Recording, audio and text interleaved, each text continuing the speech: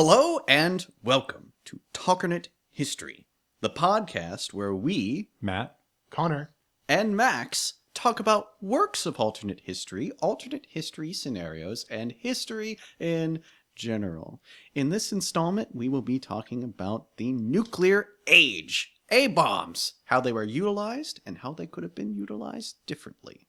But before we do that, we need a rundown on what actually happened. So we'll start off with the Manhattan Project, initiated in 1941. It's completed in 1945. You've got the Trinity test, July 16th, 1945. The Gadget, which was tested in Alamogordo, New Mexico, right near Los Alamos. And then right after the test, you've got two bombs shipped out. You've got Little Boy and Fat Man shipped out to Tinian, where they will be dropped by B-29. So Little Boy, which was...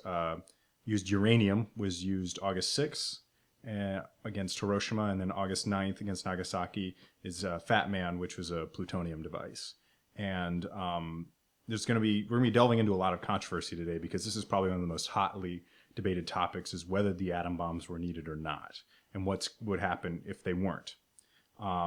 Basically, the Japanese government surrenders pretty shortly afterwards. Simultaneous with the dropping of the bombs on the same day actually was the Russian invasion of Manchuria and Korea. So we see sort of a general collapse in the Japanese lines at that point. So, and the birth of the atomic age. you know, this, as you very rightly pointed out, this is a question that has been addressed over and over and over again in the ages since. Obviously, it changed the world, not necessarily for the better. We ushered in the nuclear era, which has had its own little fiascos. But when you're talking about this question in specific, you really have to consider, okay, yes, perhaps you don't necessarily agree with the atomic bomb, but you have to consider what the other options at the time were. And really, considering the state of affairs, the only other option that was really available was that of a land invasion, in order to try and bring about their capitulation or peace settlement at that point. Yeah, and this was the most common option. This is what people had expected was going to have to happen, was an invasion of the mainland of Japan, and it would have kicked off in November of 1945. Operation Olympic, which would have been the largest amphibious operation of all time. It would have been larger than Normandy. It would have been the full weight of the United States landing in southern Kyushu, trying to establish bases for what was to come in March of 1946, Operation Coronet, which would have been even larger, which would have landed American troops right around Tokyo to try and encircle the city on the main island of Honshu. And it would have been, the losses would have been incalculable. Not to mention the fact that the Soviet Union would probably be involved in there in some way as well. That's right. They, as we know, declared war right around this time. They probably would have gone all the way down the Korean peninsula and landed God knows where in Japan. Well, there's no Hokkaido, probably in the north at yes. least. Well, there's no love lost between the Japanese and the Russians, and I know that this is the topic for perhaps another podcast, but Russia was definitely chomping at the bit at this point to get in on what was going to happen, because in Russia especially, there had been negotiations between Stalin and Franklin Delano Roosevelt about the possibility of a Japanese invasion. And they had talked about a joint Russian-USA invasion. And the Russians themselves broke a treaty when they attacked Japan. They still had something like a month or two left. They had like a non-aggression pact basically with the Japanese that had kept the peace around Manchuria for the duration of the war and allow the Japanese to focus more on the United States and Britain. It would have been bad. The U.S. would have taken the brunt though, because the Russians I don't see the Russians like fully committing to taking the entire island, but I could see them landing in Hokkaido in the north, taking the northern island, and then letting the Americans finish off the Japanese in the south, where the main part of the population is on Honshu and Kyushu. They needed air bases in southern Kyushu to support. They couldn't rely entirely on carrier-based support, which is now something today with how great carriers are. Like the day they were good, but they needed land bases from which they could move more planes, and so they weren't trying to conquer the whole island, maybe about the southern third, but the Americans, I think, what did you say before when we were talking, was it a half under? Like they had really underestimated the number of Japanese troops in Japan, on the mainland. Also, There was thousands of kamikazes ready to be launched, as well as thousands of suicide boats, small boats filled with explosives. Right. They were literally Japanese children chaining with like sharpened bamboo poles, like Exactly. to attack American troops. So And the American morale for this invasion was kind of low because of that, actually, because it was generally perceived that the Japanese, based on the island combat of the Pacific campaign, extremely difficult and, tooth and nail and all of these things. I mean, the most conservative casualty estimates were putting it at 250,000 American casualties. And to put it into perspective, And those came way up by the time. oh, and it probably would have been. There are people today who will say the estimates are probably closer to 1 million. And this is there probably would have been millions of Japanese casualties. Not just Japanese soldiers, but Japanese civilians as well. And because in a world in which the atom bomb hasn't been dropped, you're seeing a continuation of the firebombing campaign by the Allies. You're going to see there's actually potential the use of. I could see the Americans using chemical weapons. There was proposed. There's a continuing blockade of the island, so there's starvation on top of that. I mean, Japan would have been put back decades by this. This was, in comparison to the atom bombs being dropped, an invasion of Japan would have been disastrous. It would have been disastrous, but I guess there's a question of whether they would have surrendered at this point because, I mean, obviously they ended up surrendering after the two bombs and the Soviet Union joined. So, I mean, why do you really think it would take an actual invasion? Is this if the bombs had been dropped or had? No, it had not. If they hadn't, well, there are the people in the Navy at the time were actually angry that the bombs were dropped. They said, no, we don't need to invade. We're just going to blockade the island and starve it out. Exactly. And some people said, oh, they would have collapsed within a few months. The worry was, the reason why they were going to invade it was they were worried that a blockade itself could take 3-4 years. And they weren't willing to prolong the war. They didn't want to. They wanted to end the war, and some people said we'd rather end the war sooner by invading the home islands, and it just would have been it would have been bloodshed on a scale that we couldn't really imagine. Exactly. There's the high bloodshed, and also there's the ticking clock of the Soviet Union getting involved. Because once the Soviet Union gets involved, any territory it takes, it's going to keep. Yeah. Right. Yes, precisely. And I remember reading something that I mentioned earlier that FDR and Stalin had spoken about the possibility of a joint USA-Russia invasion of Japan, and that had been the tenor of their conversation previously. Of course, as we know from the Iron Curtain and such, Russia never had any plans to give back any of the territory that it conquered. So if we're looking at an invasion from the north, then we're definitely going to have an issue with Russian occupation. Also, if we're just going to go ahead and assume that the United States, let's say they do blockade, let's assume that Russia goes ahead and invades Manchuria on the day that the atomic bombs would have been dropped anyway. So now Japan is under blockade, but Russia is fighting with Japan, and USA is just kind of sitting on the sidelines. So is Russia going to try and make a power grab? If they win that war, are they going to keep pushing, or are they going to fight harder? Who knows? It's a real question. Also, if Russia lands on the main islands, are we going to see like a north and south Tokyo? Are we going to see the capital divided just like Berlin was? Is that going to set us, the United States up for hotter confrontations with the Russians? Because when the Russians blockade Berlin, are the Americans going to blockade Tokyo? I mean, the Eastern and Western theater. It's really going to, I think it's going to raise the stakes, not to say for the millions of Japanese who would have suffered under some sort of puppet regime that would have been set up. I mean, we're talking about very serious implications, and the war lasting much longer. If they have to go to Operation Coronet, we're talking 1946. The war is lasting well into 1946, maybe even 1947. Just enormous bloodshed, cost to the U.S. economy, cost to Japan. It just is an invasion of Japan is going to be an unbelievable undertaking, and one that's going to be much bloodier than people expected, especially at the time. And I think Americans would have been shocked because all the estimates were downplayed at the time. They really were. And when they first threw out the idea of invading Japan, as Matt has previously pointed out, estimates were actually quite conservative, but the more time and energy that they invested into actually scouting Japanese troop movements, Japanese military capability, of course, the suicide boats and the kamikaze planes, estimates kept going up, and they went up so alarmingly fast that pretty much invalidated the whole invasion plan, and it really redoubled Truman's decision to use the bomb. But we can assume, in a situation where the bomb was not an option, we can assume that those trends might have continued to go up. Yeah. We can assume that, okay, well, even the least conservative estimates are going to end up looking conservative by what actually happens in this war. No, Once the troops actually hit the ground, all bets are off. and it would have been the U.S. bearing the overall brunt of this. I mean, there would have been, I'm sure, some British and Australian and New Zealand troops involved, maybe some Canadians, but this would have been a war. Basically, would have become not just really a world war, it's just mainly a U.S.-Japan war by that point. And also, probably at that point, the post-war settlements with Japan would be a lot more grievous for them. Things would not be so great for them. The emperor would probably not still be... Yeah, the U.S. would probably kick out the emperor. Well, they could just make MacArthur the emperor. There you go. Oh, that's... Yeah, of course. MacArthur in a kimono. No, but yeah, I do... that's a great point, Max. I really do think if the U.S. had to fight that hard and eventually Japan gives up, then they probably would insist that there'll be no more monarchy, that it become much more of a U.S. puppet state. Like, and that's going to be a much more traumatic cultural moment for the Japanese.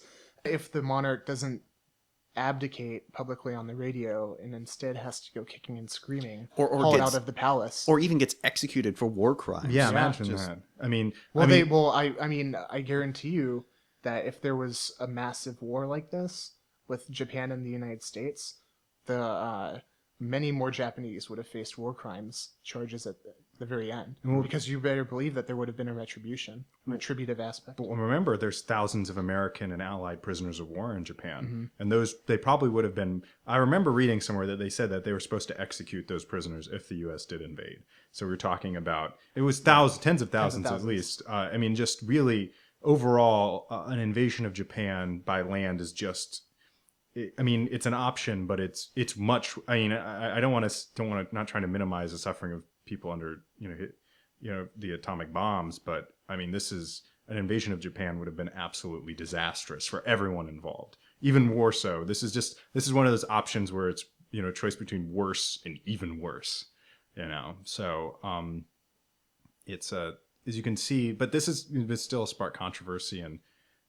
Whether the U.S. really needed to do it or maybe a Japanese surrender would have been coming sooner. We're not sure. That was a problem. And that's one of the reasons why the atom bomb was used is that the United States government just could not get a good reading on what the Japanese were doing at the time because they're sending very mixed messages. So as you can see, it's a complicated sort of debate to wade into. So let's explore the possibility of a Japanese capitulation without an invasion, without the atomic bombs.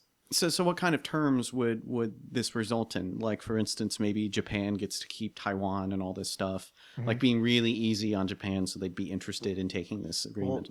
Also, Russia, of course, you have to factor in. Well, you've got to remember, too, is that interesting enough that people...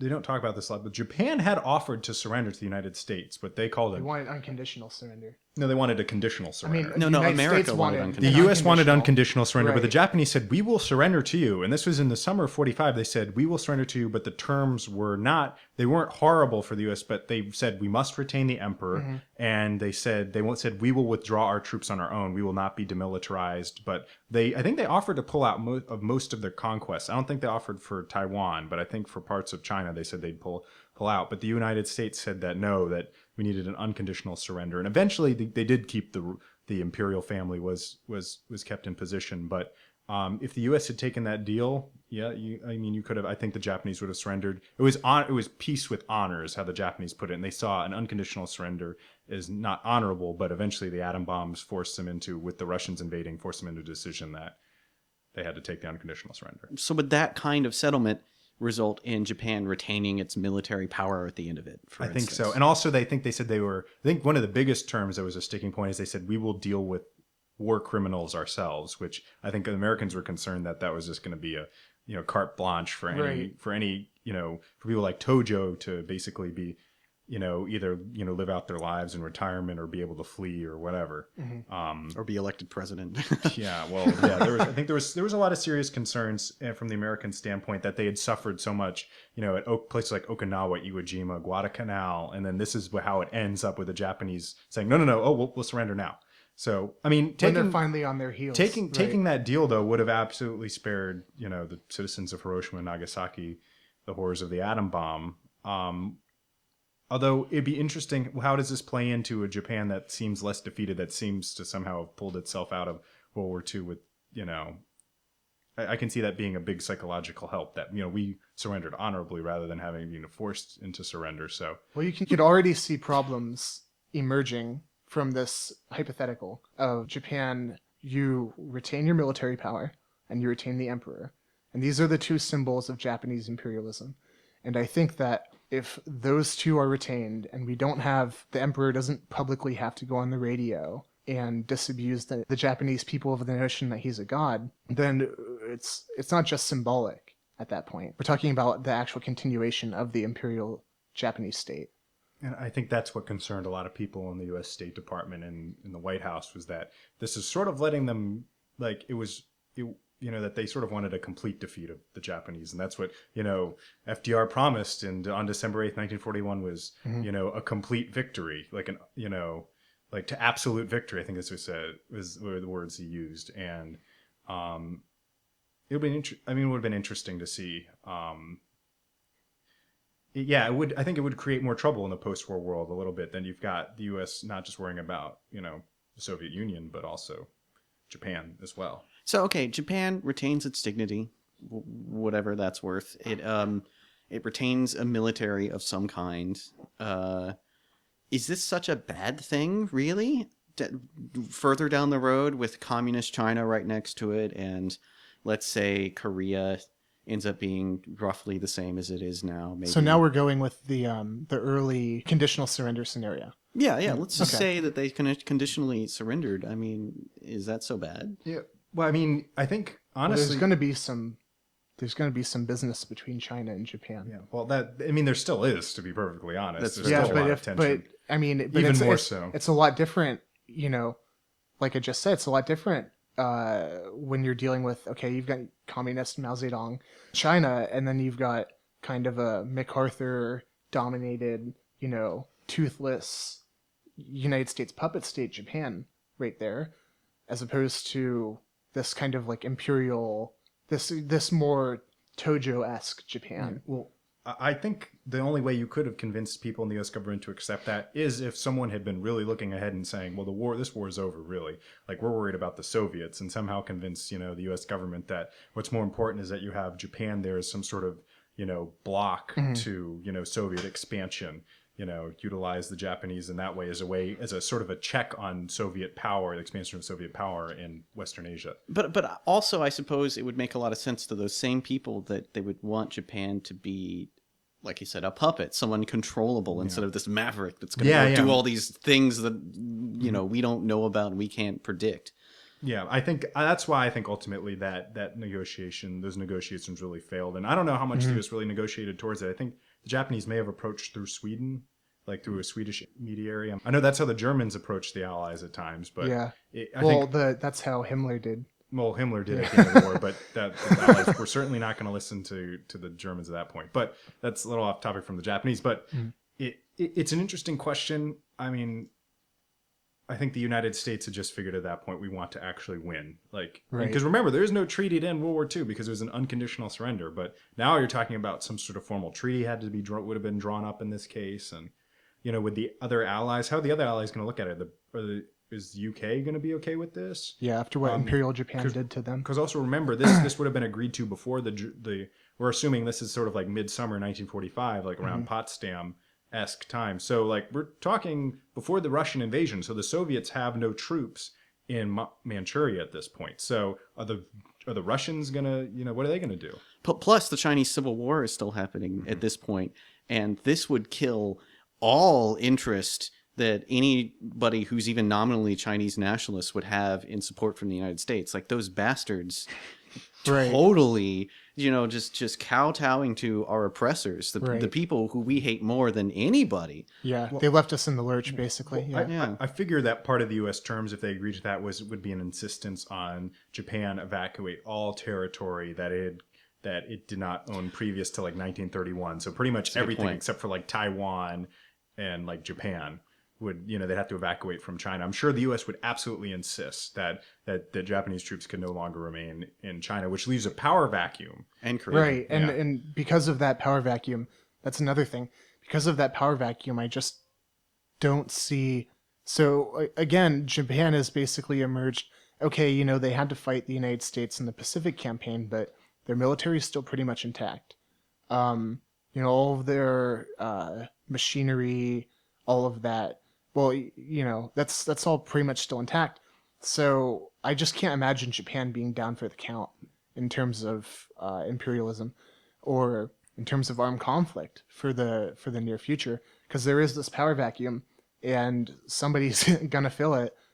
And Japan, yeah, it's one thing to make nice with the United States when you don't want to get bombed, but it's another thing for the next 50, 60 years, realistically, to just sit there while you're the strongest state in the area. Although they were still pretty severely weakened by 45, but I think leaving the imperial government in power would definitely create further issues down the road. And I think the war machine is still at still least intact. the drive for the war machine is still there. So I think that could have been very problematic indeed. But okay, let's say that there is a settlement in which we don't use the atomic bomb. Here, I got a question for you. When does it get used? Because this technology is in development all over the world. People have a basic understanding of how this sort of thing could work. Where does it get developed? When does it get used, if ever? Do people just never use this? We can say pretty safely, once it's developed, somebody's gonna reverse engineer it. That's just the way technology is. But in terms of who develops it, that's a good question. I mean, are we assuming that the USA doesn't get them ready in time, and so we don't use them, or they just surrender early? Because if it's just a surrender early, like the atom bomb is ready by July of 1945. So like the technology exists and is perfected by that point. The real question is, are they going to keep atomic weapons secret for a while? Are they going to use it? How long can they keep it secret for? Well, remember the Soviets already had spies in the Manhattan Project. They knew about it. I mean, scientists all over the world understand the basic principles behind it, but the Soviets knew about what the Americans were doing, so they would have been able to figure it out eventually. So the U.S. has, it was 1949 was the Soviets detonate their first atom bomb. So the U.S. has 4 years really.